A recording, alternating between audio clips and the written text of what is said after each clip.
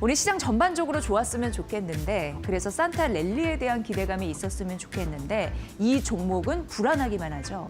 오늘 장중에 12% 넘는 급락세를 보이기도 했습니다. 2차 전지 대장주 중에 한 종목 LNF 소식입니다. 지금은 일부 낙폭을 줄여서 한 9% 그래도 꼭 좀 어느 정도 좀 많이 내려가 있는 그런 상황인데요. 바로 이 소식 때문입니다. 이제 계약 소식이 있었거든요, 테슬라와. 그런데 이 계약 금액이 확 줄었습니다. 그걸 이제 공시를 한 겁니다. 일단 테슬라와 워낙 이제 LNF는 양극재의 선두주자였는데 하이니켈 양극재 공급 계약을 2023년 2월에 했거든요. 그리고 그게 작년 초부터 올해 말까지 약 2년간의 공급 계약 기간이었습니다. 어떤 부분에서 화들짝 놀라셨냐면 많은 분들이 계약 금액이 3조, 거의 8,300억 원 규모였는데 이게 900만 원, 1,000만 원 안쪽으로 확 줄었습니다. 이걸 보면서 계약이 또 해지가 됐나? 2차 전지 관련주 어떻게? 이렇게 생각하신 분들이 많이 계신 것 같습니다. 어쨌든 이러한 게 이제 사실적으로 드러났다라는 부분이고요. LNF 회사 측에서는 글로벌 전기차 그리고 배터리 공급 환경이 변화했기 때문에 이에 따라서 조정을 한 것이다 이렇게 언급을 했습니다. 그런데 하나 또 투자자들을 안심시킬 만한 그런 요소는 내뱉었는데 하이니켈 주력 제품 출하나 공급 부분에서는 크게 문제가 없다라고 하면서 국내의 주요 셀 업체향 출하도 지금 현재 안정적으로 진행되고 있다라고 했습니다. 하지만 투심은 그대로 좀 떨어지는 흐름들 주가에서 보여주고 있는 상황이고요.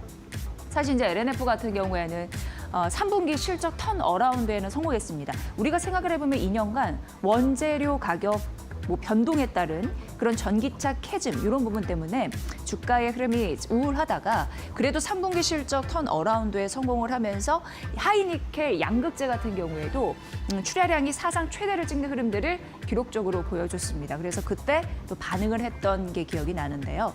4분기는 계절적으로 비수기입니다. 그럼에도 불구하고 시장에서는 견조한 실적을 예상하기도 했고 내년 경쟁사 대비해서 출하도 성장이 기대가 된다라는 긍정적인 코멘트도 더해졌습니다. 하이니켈, 그러니까 니켈의 함량을 굉장히 높인 거거든요. 95%. 그러면 약간 고급 제품이라고 보시면 되는데 테슬라 같은 고급 전기차에 탑재가 됩니다. 그리고 원통형 배터리용 단결정 하이니켈, 어려워 보이지만 그냥 원통형 배터리에 최적화됐다 이렇게 보시면 될 것 같고요. 그리고 LFP 양극재 같은 경우에는 왜 중저가 전기차나 요즘에 이제 ESS 핫한데 LFP로 대응을 하잖아요. 그쪽에 쓰이는 배터리다라고 보시면 됩니다. 그런데 LNF 쪽에서는 이런 부분을 이제 취급을 하죠. 이 포트를 전반적으로 확대하고 있는 상황에서 긍정적인 흐름들이 있었거든요. 그런데 이런 계약 해지 같은 느낌의 소식이 이제 공시가 딱 뜨자마자 그럼 3.8조 원, 3조 8천억 원의 금액은 도대체 어디 간 것이냐 이렇게 불안감이 가중되고 있는 상황입니다. 왜냐하면 우리가 앞서서 LG 에너지 솔루션도 2건의 계약이 취소가 되면서 13조 원 이상 규모가 이제 날아갔잖아요. 이를 보면서 더 불안해하시는 것 같고요. 일단 포드가 9조 6천억 원 정도, 그 다음에 나왔던 게 미국 제조사 거의 4천억 원 가까이 이런 공급 계약 해지 소식이 있었습니다. 그래서 그 다음에 나온 LNF의 충격적인 소실, 이 부분 때문에 주가는 이제 급락하고 있는 거고요. 전반적으로 배터리 업계의 그 수주 환경이 지금 너무 안 좋아지는 것이 아니냐라는 우려감이 커질 수 있는 상황입니다. 왜냐하면 미국 전기차 보조금도 없어졌고요. 유럽 전기차 정책도 일부 좀 변화가 되면서 전기차 수요 이런 부분을 좀 감소시키는 것이 아닌가라는 우려감이 더해지고 있는 상황인데요. 어쨌든 그 스토리텔링을 계속 이어가 보도록 하겠습니다. 이런 이슈 때문에 오늘 LNF가 장중에 12% 빠지기도 했다라는 거고요. 다음 페이지 보면은 그래서 이제 여러 가지 분석이 나왔습니다. 일단 모건 스탠리에서 언급을 했더라고요. 그렇게 크게 걱정하지 말라라는 게 주요 골자였습니다. 일단 이거는 뭐 공시 규정에 따른 기술적인 조치이고 테슬라와 LNF의 그 사업적인 비즈니스 관계가 크게 변하지는 않았다라고 얘기를 하더라고요. 그리고 앞서서 계약 기간이 2년이라고 말씀드렸는데 올해 12월까지잖아요. 그걸 또 생각을 해봤을 때 실제 납품 금액 1,000만 원 이하인데 그 기준으로 공시 금액이 하향 조정된 것뿐이다라고 얘기를 했습니다. 그러면서 실적에 큰 변동은 없을 것이다라는 예상을 했고요. 4분기 같은 경우에도 양극재 출하량은 늘면서 전방 수요가 견조할 거라고 모건 스탠리에서 언급을 했습니다. 어쨌든 이러한 요소는 결과적으로 펀더멘털이나 그리고 컨센서스를 나쁘게 할 만한 리스크는 아니라고 설명을 했는데요. 그래서 투자 의견은 중립이고 목표 주가는 10만 원으로 유지했는데 현재 주가가 9만 원 라인대에서 움직이잖아요. 오늘 급락해서 목표 주가 10만 원 그걸 좀 유지했다는 거. 목표 주가 단의 흐름 이런 부분도 눈여겨보셔야 될 것 같습니다. 그리고 우리나라 증권사 유한타증권도 오늘 아침에 LNF에 대해서 발빠르게 리포트를 내놨더라고요. 물론 큰 방향성의 문제는 없는데 골자만 말씀드리면 이게 지연이 문제다. 이런 포인트를 내세웠습니다. 이 공시 같은 경우에 이제 샘플 물량 약 1,000만 원 이후에 이제 종결된 그런 사안이라고 밝혔고요.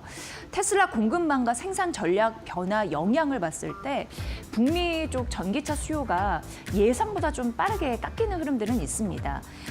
그래서 4680 배터리 양산 속도나 규모 이런 부분을 전면 재검토하는 그런 흐름도 좀 감지가 되고 있다라고 생각을 하는 것 같더라고요. 그래서 신규 프로젝트에 관련해서도 새롭게 논의를 해야 되는 그런 시점이 아닌가라는 부분을 좀 계산을 하고 있었습니다. 유한타증권의 리포트에 보면 나와 있거든요. 그런데 여기서도 최근 해당 계약, 매출 부분은 워낙 좀 미미했기 때문에 결과적으로 LNF 실적에 미치는 영향은 제한적일 것이다라고 얘기를 했습니다.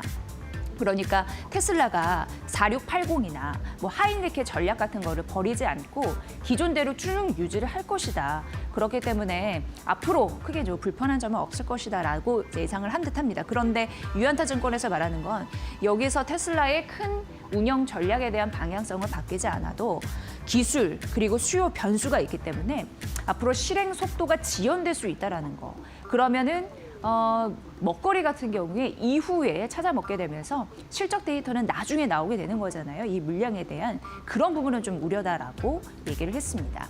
그래서 유한타증권의 이 리포트도 좀 잘 보시면 될 것 같고요. 어찌됐건 LNF 소식이 나타난 이후에 테슬라가 영향을 받았습니다. 테슬라가 3% 이상 떨어져서 마감이 됐는데요. 테슬라 내년 생산 목표가 이제 떨어질 수 있다라는 우려를 자극했습니다. LNF 공시에서도 봐도 테슬라에 뭔가 문제가 생긴 것이 아닌가라고 생각이 들만했으니까요. 그래서 이게 전반적으로 전기차 수요 급감 우려가 이제 커지고 있다라고 대변될 수 있을 것 같습니다. 이후에 좀 말씀드리겠지만 엔비디아 같은 경우에는 그룹 인수 200억 달러, 29조 원 들여서 했다고 했는데 뭐 전반적으로 그게 뭐 타당한 금액이냐라는 등 여러 가지 얘기가 나오고 있는데요. 전반적으로 차익 실현 매물이 나오는 와중에 이런 부분도 영향을 미쳤고요. 전기차주, 2차 전지 관련주, 리튬 관련주 전반적으로 떨어지는 흐름들, LNF에서도 연결된 파생 소식이다. 이렇게 정리를 해볼 수 있을 것 같습니다. LNF 과연 하락폭 얼마만큼 뒤집을 수 있을지 오늘 관건 중에 관심 포인트다. 이렇게 볼 수 있을 것 같고요. 좀 소식에서는 희비가 엇갈리는 종목이 있는데 하나 에어로스페이스입니다. 물론 오늘 3%대 좀 차익 실현 매물은 나오고 있더라고요.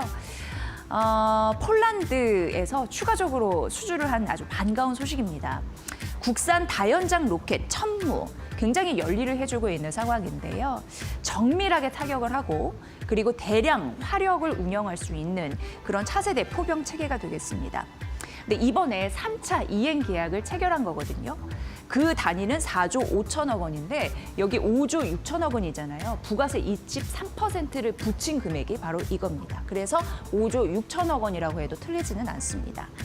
지금 총 계약 규모를 보면 13조 원이 넘어섰는데 이 소식은 3차라고 말씀드렸잖아요. 근데 1차 같은 경우에는 2022년 11월에 있었는데 그때 당시가 5조 원 규모였고 작년 4월 2조 좀 넘게 수주를 했습니다. 이거 다 더하시고 이거 더하면 13조 원 나옵니다. 그런데 이게 굉장히 의미한 그런 성과인 것이 단일 체계, 무기 체계, 천무 관련해서 우리나라가 나토 회원국이 아니잖아요. 비나토 회원 국가에 수출액 10조 원 넘게 이 나라가 돈을 써 굉장히 상징적인 거라고 합니다. 그렇다면 K방산에서 하나 에어로스페이스는 대표적인 방산주인데 뭐가 장점으로 꼽혔을까? 예전에도 한번 얘기해드린 바가 있는데 가격 괜찮습니다. 그리고 빠르게 만들어서 줍니다. 그리고 이들이 원하는 현지 생산까지 할 수 있는 능력이 있습니다. 이런 부분이 다 맞물리니까 결국 비회원국인 우리나라 거를 쓸 수밖에 없는 그런 상황이죠. 그리고 로키드 마틴 경쟁사에 가격도 저렴하면서 비슷한 동급의 성능의 무기를 만들어준다라는 데에서도 K방산의 경쟁력을 확인할 수 있다라고 분석이 되고 있는 상황입니다. 어쨌든 하나 에어로스페이스 폴란드 추가 수출 계약 해냈다라는 소식 전해드리면서 골드만삭스에서 또 분석을 했습니다. 이번 수준은 강력한 수출 경쟁력이 있음을 입증하는 하나의 사례이다라고 언급을 했고요. 그런데 경쟁사 대비 평균 30% 가까이 저렴하고 품질 경쟁사 대비 거의 100% 가까운 비슷한 수준, 동급 수준을 만들어냈기 때문에 괜찮다라고 얘기를 하고 있고요. 전반적으로 수주 고간이 얼마나 차있나 확인을 해보니까 4년치 매출에 해당하는 수주 잔고를 확보했다라고 언급을 했습니다. 앞으로도 추가 수출의 기회는 있을 것으로 보입니다. 왜냐하면 나토 동부 전선이나 중동 아프리카 지역의 장비가 좀 부족을 해서 K방산 무기를 원하는 그런 수요가 있을 수 있다는 거고요.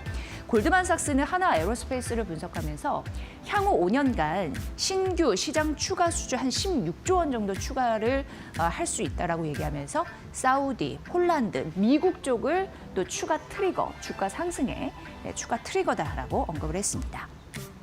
지금 주가 수준으로 보면은 시장 컨센서스와 대비를 해봤을 때 잠재적으로 수주할 수 있는 부분을 좀 반영했을 때 13%만 반영이 돼 있다라고 봤고요.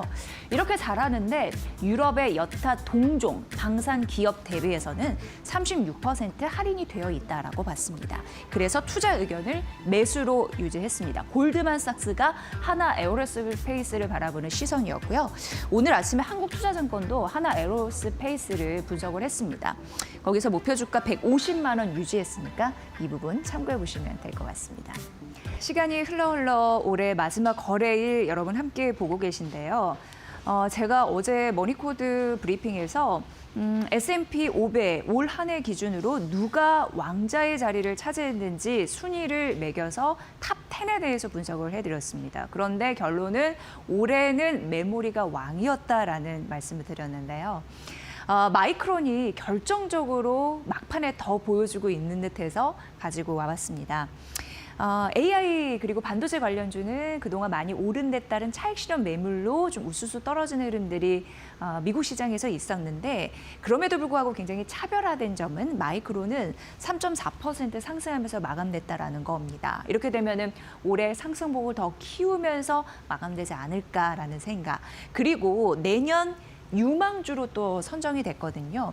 이렇다 보니까 긍정적인 호재성 보도 때문에 주가는 반응하는 듯한 흐름들이 있었고 워낙 엔비디아는 그동안 이제 가격이 많이 올랐고 그렇기 때문에 그 돈을 빼서 아직까지 저렴하다고 평가되고 있는 마이크론으로 돈을 또 들이는 그런 흐름들 어떻게 보면 이게 순환매라고도 표현이 되는데 그런 흐름으로 또 미국 증시가 전개가 됐다라고 보시면 됩니다. 어쨌든 엔비디아는 고평가됐고 마이크론 밸류 부담은 제한적이다라는 걸 투자자들이 어느 정도 좀 인식을 하고 있다. 이렇게 좀 분석이 되더라고요. 앞서서 엔비디아는 오늘 좀 미끄러져서 내려졌습니다. 어제 그룹 인수에 대한, 그러니까 사실상 인수에 대한 여러 가지 배경 설명을 또 해드렸는데 200억 달러잖아요. 우리 돈으로 29조 원. 그러다 보니까 매출 대비해서 사실상 인수 금액이 말이 되느냐라는 갑론을박이 좀 있었습니다. 그러면서 엔비디아가 좀 떨어졌는데 어쨌든 그걸 좀 차치하고서라도 그룹을 사실상 인수했는데 출연용 자체 칩 생산 이런 부분으로 조금 더 전략을 강화하겠다라는 의도는 잘 알겠는데 결과적으로 이러한 행동들이 HBM의 구매 욕구를 끌어올릴 것이다. 왜냐하면 HBM은 필수이기 때문에. 그래서 내년 HBM 시장에서 공급 부족 현상은 지속되겠다. 이렇게도 결론이 나더라고요. 결과적으로 오늘 삼성전자나 SK하이닉스나 삼성전자는 12만 원 선 위를 넘어섰죠. 52주 신고가 경신했죠. SK하이닉스 6거래 연속 상승하면서 어제 6% 종가 형성 이후에 오늘 추가적으로 오르고 있는데 이러한 현상들이 마이크론과 함께 병렬 구조로 가는 것이 아닌가 이런 생각을 하게 됩니다. 차익 실현 매물 출회는 AI 반도체주에 있었는데 대표적인 종목들을 써놨으니까 참고를 해보시고요. 결론적으로 대형 기술주들이 떨어진 가운데서도 마이크론이 선방한 이후 올해 메모리의 왕자를 잘 지키고 있다. 그에 따른 삼성전자, SK하이닉스의 영향 이런 부분도 연결해서 내년에 주요 포인트니까 관심사로 두시면 되겠습니다. 그리고 이 부분을 좀 한번 정리해드리고 싶었는데요. 삼성전자가 TSMC를 정말 뒤흔들었으면 좋겠거든요. 그런데 그게 가능할지에 대한 이야기입니다. 대만의 매체에서 정리해서 보도된 내용이었고요. 엔비디아와 또 연결이 되어 있습니다. 그러니까 그룹과 연결이 되어 있고요. 앞서서 얘기해드린 대로 우리나라 돈으로 29조 원 그룹을 사실상 인수하는데 일반적인 인수는 아니고 어제 말씀드린 대로 핵심 기술과 라이선스와 핵심 인재를 영입하는 그런 방법이다라고 말씀드렸는데 추론침 역량을 강화하기 위해서입니다. 그런데 우리가 살펴볼 것은 그룹과 삼성전자와 파운드리 협력 관계가 부각이 되고 있다는 이슈를 이 대만 매체에서 찝어서 얘기를 하더라고요. 그래서 한번 소개를 해드리면 좋을 것 같다라는 생각이 들었습니다. 지금 엔비디아의 최첨단 물량을 거의 다 TSMC가 싹쓸이하고 있는 상황인데요. 이렇게 된다면 삼성전자가 2차 공급자로서의 역량을 확대하지 않을까라는 기대감을 한편으로 할 수 있다는 겁니다. 왜냐하면 삼성 측면에서는 아픈 손가락이 파운드리였는데 앞으로 이런 부분을 잘 해결한다면 훨씬 더 체급이 커질 수 있는 거고요. 물량 확대나 공급처 다각화에 대한 기대도 자연스럽게 할 수 있다라고 매체에서 좀 언급을 하더라고요. 그리고 이제 전반적으로 삼성의 내년 파운드리 대반격이 시작될 것으로 보이고요.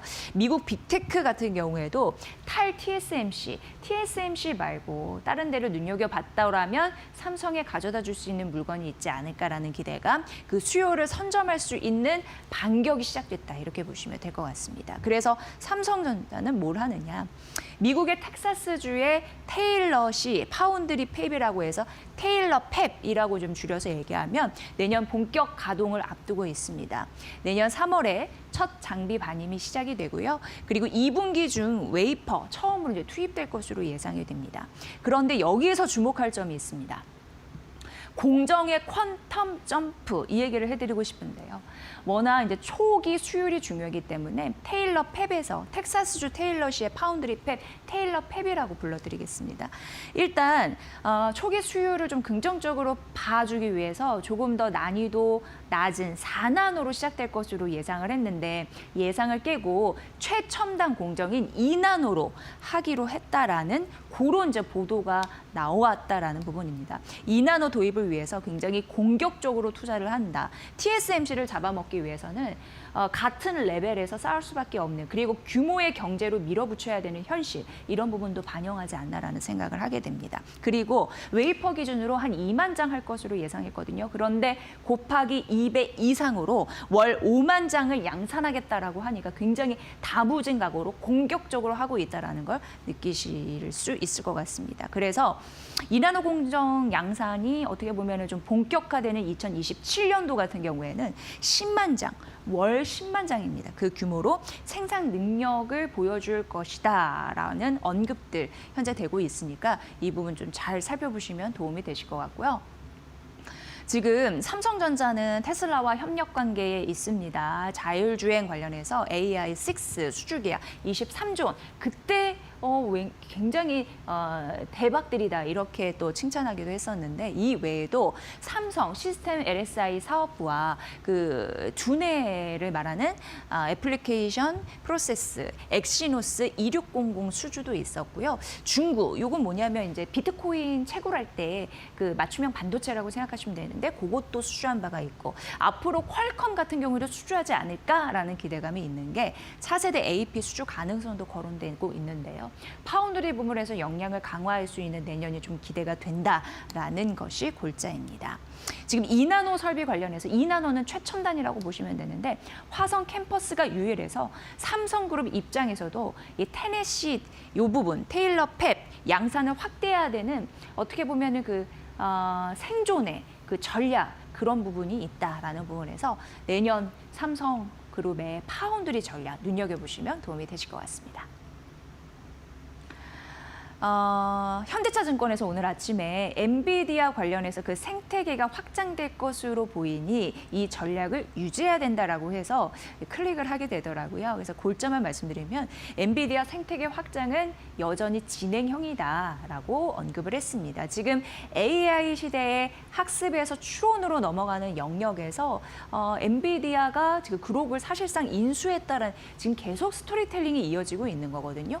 근데 엔비디아 생태계 그때 이제 왜 그룹을 인수했지? 지금 뭐 매출 대비 금액이 말이 돼? 이런 얘기가 나오고 있습니다만 그리고 엔비디아의 그 젠슨항 CEO 같은 경우에도 GPU에 대해서 그렇게 우위론을 강조했는데 왜 갑자기 추론형 이렇게 생각하실지는 모르겠습니다만 현대자증권에서는 지금 엔비디아가 그 생태계에서 추론 이런 부분을 흡수하면서 미래 경쟁력 그리고 미래 경쟁사들을 거의 흡수하고 있다라고 생각하는 듯한 그런 뉘앙스를 현대차증권에서 얘기를 하더라고요. 결국 락인 규조라고 해서 마케팅에서는 굉장히 중요한 용어인데 한 번 들어온 고객사 절대 빠져나갈 수 없게 하는 그런 전략, 그런 부분으로 락인 구조를 강화하는 부분에 있기 때문에 굉장히 전략이 좋다라고 언급을 했습니다.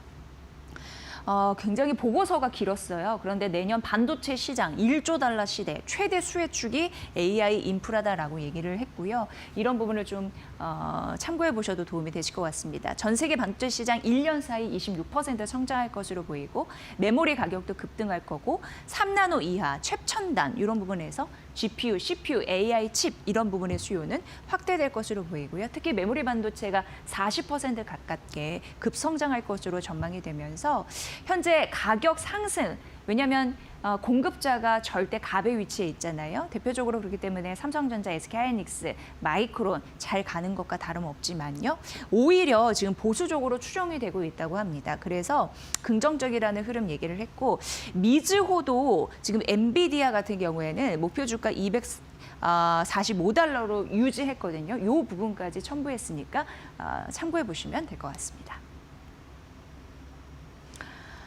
걱정이 좀 많으실 것 같아요. 귀금속이 대폭락해서요. 근데 폭락의 그 깊이 이런 부분이 좀 깊어서 이거 한번 좀 점검을 해드려야겠다 싶어서 가져와 봤습니다. 금과 은이 역사적으로 굉장히 시원하게 올 한해 랠리를 펼쳤습니다. 그런데 간밤에 떨어졌는데 그게 금 선물 같은 경우에는 10월 21일 이후에 가장 큰 폭락이었고 5% 떨어졌는데 올해 이어 두 번째 5% 떨어졌다, 급락이었다라는 부분 좀 주시하시더라고요. 은 선물 같은 경우에도 2020년 9월 이후 최대 일중 낙폭을 기록했고 귀금속이라고 말씀드렸는데 백금과 팔라듐 같은 경우에도 역시나 2000년 이후 최대 일중 하루폭으로 큰 낙폭을 기록을 했습니다. 근데 이게 이제 공통적으로 왜 그런가 봤더니 연말 휴가 시즌이잖아요. 그래서 돈이 이렇게 막 몰려드는 그런 유동성이 좀 굉장히 얇아진 그런 상황인데 그게 또 언급이 되더라고요. 결과적으로 올해 귀금속은 랠리를 펼쳤는데요. 은이 올해 155%로 가장 뜨거웠던 자산에 이름을 올렸고요. 왜냐하면 중국 쪽에서 수출을 좀 제한한다고 하니까. 그리고 AI 산업에서 은 같은 경우에는 이제 필수 소재로 수요가 굉장히 탄탄한 것으로 드러났습니다. 금 같은 경우에는 은이 155%였고 올 한해 금은 72% 성장했거든요. 근데 중앙은행들이 공격적으로 매수를 하고 있고 앞으로도 이런 흐름들이 이어지지 않을까라는 좀 기대감이 있는 상황이고요. 지정학적 리스크로 금은 대표적인 안전자산이기 때문에 이렇게 올 한해 오를 수가 있었습니다. 어찌됐건 올해 귀금속은 랠리를 펼쳤는데 하루의 급락폭은 좀 커서 그런 부분으로 걱정하시는 분들을 위해서 두 가지 의견을 좀 가져와 봤습니다. 일단 소시에테 제너럴 같은 경우에는 말씀드렸다시피 유동성 감소로 변동폭이 좀 커졌다라는 이유를 얘기했잖아요. 그래서 연말 유동성이 극히 부족했기 때문에 이런 흐름들이 나타났고 그래서 과도한 의미 부여는 제한해도 된다, 하지 않아도 된다라고 얘기를 했습니다. 다만 중국 퓨처스 애널리스트 같은 경우에는 지금 워낙 귀금속의 투기적인 분위기 이런 부분이 좀 쏠려 있다라고 얘기했고 현재 이런 부분은 다소 좀 극단적이라고 표현을 했습니다. 이런 부분으로 과연 방향성은 어디로 갈지 잘 가늠해 보시면 도움이 되실 것 같습니다. 자, 그리고 LG에너텍 8거래 연속 지금 떨어지고 있거든요. 그런데 역시나 증권사에서는 목표 주가를 상향했습니다. 로봇 모멘텀이 붙었다라는 점 다시 한번 좀 말씀드리면서 오늘 앵커 브리핑은 여기서 마무리하겠습니다.